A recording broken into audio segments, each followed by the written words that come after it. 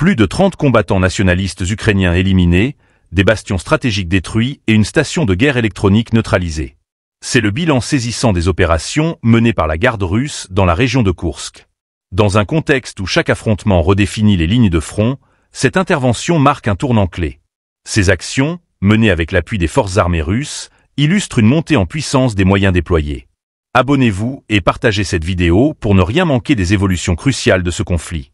Dans les détails, l'offensive a permis de détruire 2 bastions et 2 points de déploiement temporaire des forces armées ukrainiennes. À l'aide de drones FPV et du soutien direct d'un char, les unités spéciales ont également ciblé des regroupements de combattants. Parmi les pertes infligées figurent une station de guerre électronique de grande puissance, une station de communication étrangère et un mortier de 120 mm.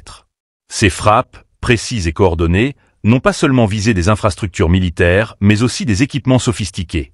Un répéteur utilisé pour les drones a été anéanti, réduisant ainsi la capacité de surveillance et de coordination des troupes ukrainiennes. L'opération a également inclus la couverture des systèmes de lance-roquettes multiples des forces armées russes, soulignant l'étroite collaboration entre les différentes branches militaires.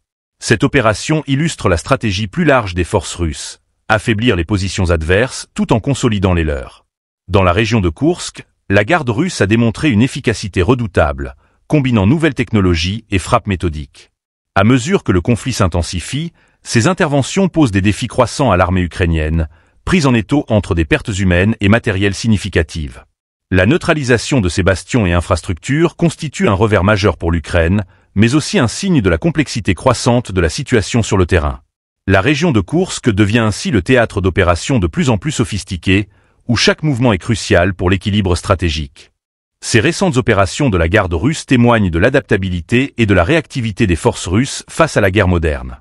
L'utilisation de drones FPV et de technologies avancées, telles que les stations de guerre électronique, démontre une guerre de plus en plus technologique et dématérialisée.